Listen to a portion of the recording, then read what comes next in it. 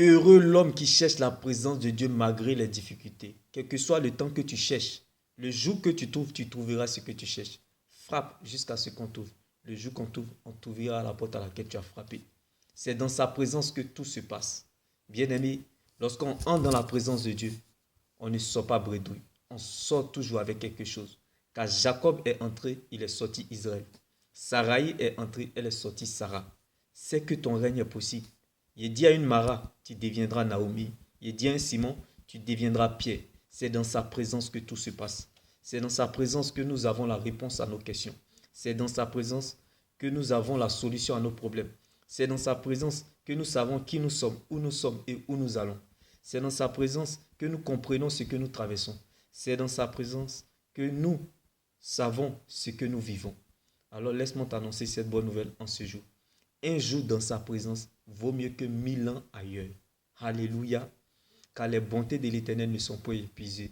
Ses compassions ne sont pas à l'éternel. Elles se renouvellent chaque matin. Le malheur atteint souvent le juste, mais l'Éternel en délivre toujours. Le malheur vient souvent, mais la délivrance est toujours. Toute chose concourt au bien de ceux qui aiment Dieu. Tout ce qui t'arrive t'emmène quelque part qui est mieux que là où tu es quitté hier. Dans tout ce que tu souffres, c'est pour qu'en toi tous puissent voir ce que Dieu est capable de faire.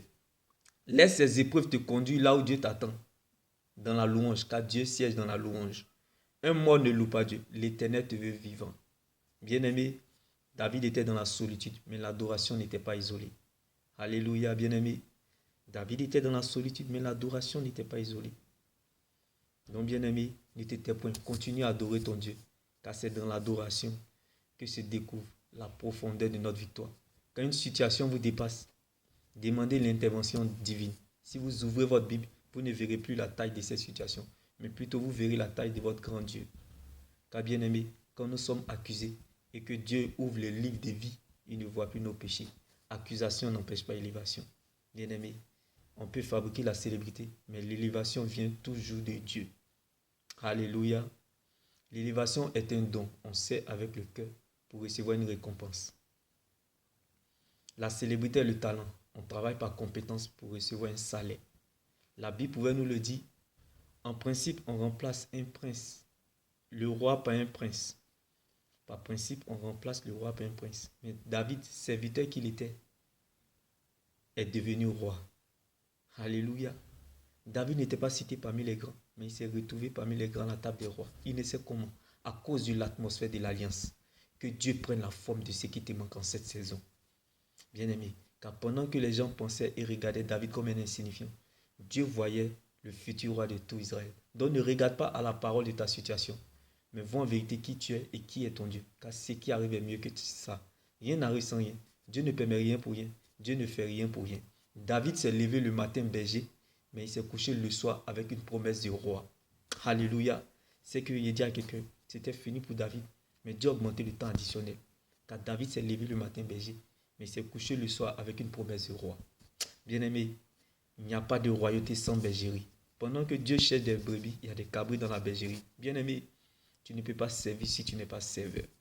Alors laisse-moi t'annoncer cette bonne nouvelle en ce jour. La grande foi, ce n'est pas de s'en sortir dans la vie, mais de sortir victorieux des épreuves de l'éternité. Car la vie est ce que nous pensons, mais l'éternité est ce que Dieu pense de nous. Tout passera sauf la parole de Dieu. Ce que nous vivons sur la terre prépare ce que nous allons vivre dans l'éternité. La grande et vraie foi, c'est de chercher, suivre et servir Dieu. La grande et vraie foi, c'est d'enlever la douleur des cœurs brisés. C'est de relever les faibles. La grande et vraie foi, c'est de soutenir les pauvres, les veuves et les orphelins. Car la Bible pouvait nous le dire. Le malheur atteint souvent le juste, mais l'Éternel en délivre toujours. Celui qui s'intéresse aux pauvres, à la veuve et à l'orphelin, au jour du malheur, l'Éternel en délivre. Car les bontés de l'Éternel ne sont point brisées. Ses compassions ne sont pas à l'éternel. Elles se renouvellent chaque matin. Bien-aimé, donne ton Isaac à Dieu. C'est ça la grande foi.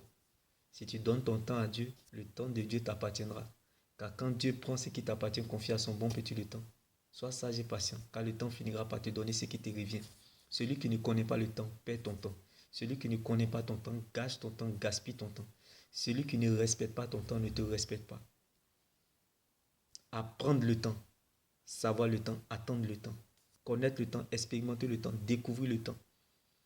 Vivre le temps, vivre dans le temps, gérer le temps et se maintenir dans le temps. C'est ce qui donnera le goût à la la source de ta destinée. Car la parole de Dieu finit toujours par remettre chacun dans le couloir de sa destinée. La parole de Dieu, c'est la seule prophétie qui n'ira jamais son but. C'est la seule terre solide sur laquelle nous pouvons nous tenir. Parfois, nous n'avons aucune idée de l'endroit où la parole de Dieu nous mène. Mais nous la laissons faire.